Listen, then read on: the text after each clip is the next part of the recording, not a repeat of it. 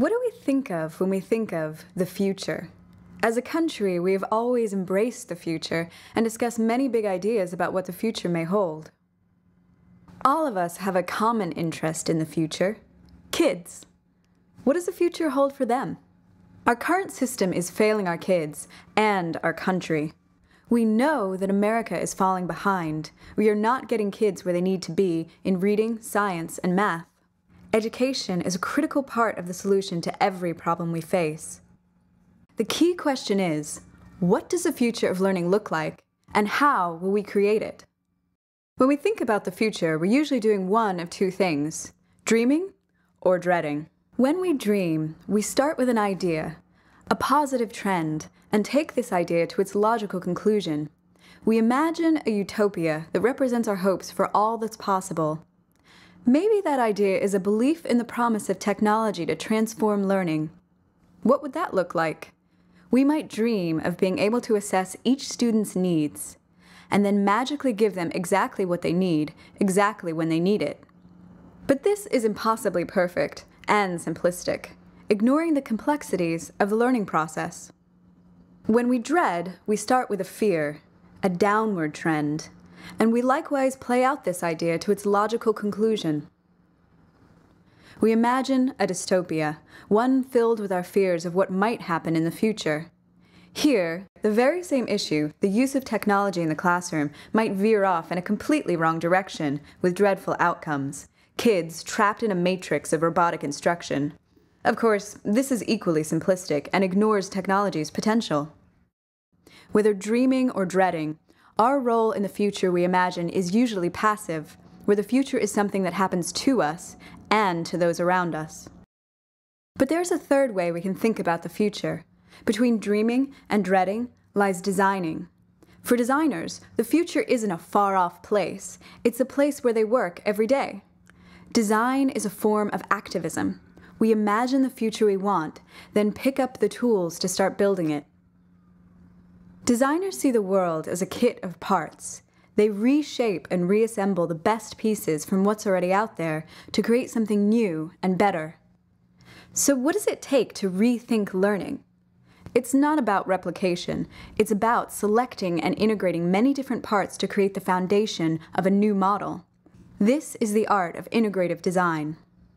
From birth to adulthood, society's purpose is critical: to accelerate our learning. And what's most important for kids today is learning how to learn. Society must develop learners ready to tackle challenges they cannot anticipate. Education is a system we created to serve that purpose. Over 100 years ago, we invented modern schooling to send kids to one of three main places: the factory, the farm, or the university. We always lost some kids, but this model provided a middle-class life for most and economic growth. Over time, the economy changed. Farm jobs diminished and office jobs surged. College grads always had better access, but there was also a path straight from high school to the office. As office work changed, it got harder to get there from high school. Eventually, that path disappeared. College became the main path to opportunity. We started sending more kids to college, but we didn't change the overall system. Education broke down, trapping too many kids on paths that no longer made sense for them or for the country.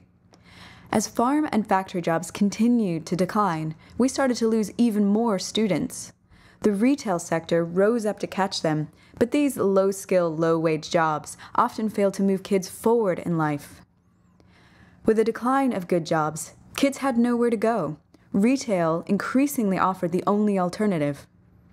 We lost even more students to dead-end futures. More high school graduates tried to get into college, but found they were not prepared for success, academically or financially.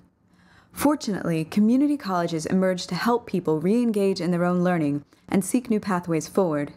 They helped many students get back on track, but most students still found their way to community college on their own, or by accident.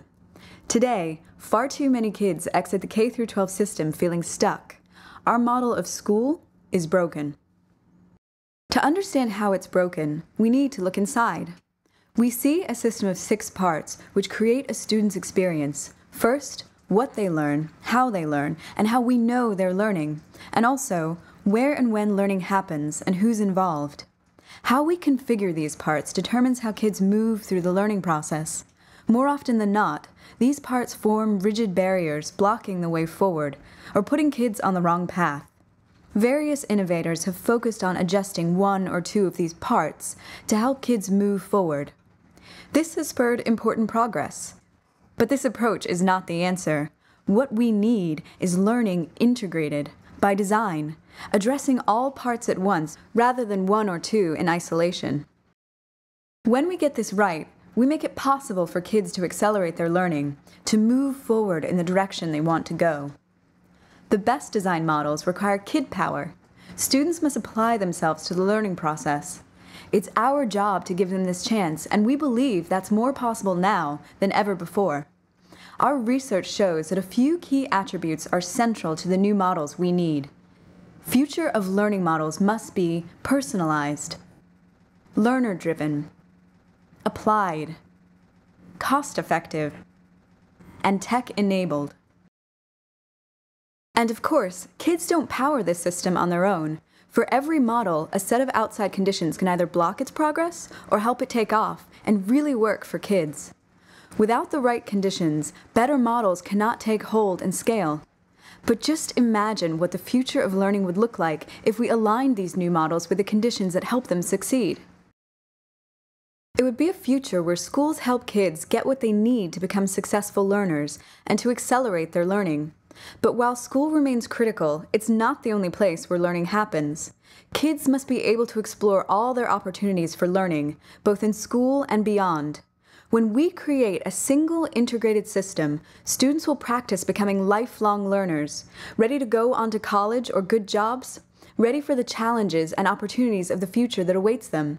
This is society's new purpose. We're already mapping this new learning ecosystem. We call our map the Human Capital Continuum, the paths that learners travel from birth to age 26 as they prepare for success in the adult world, and where far too many get stuck at key transition points. At Two Revolutions, we design and launch future of learning models and help catalyze the conditions within which they can thrive. We are partnering with forward-thinking governments, funders, nonprofits, and entrepreneurs to innovate all across the human capital continuum. Visit us at tworevolutions.net.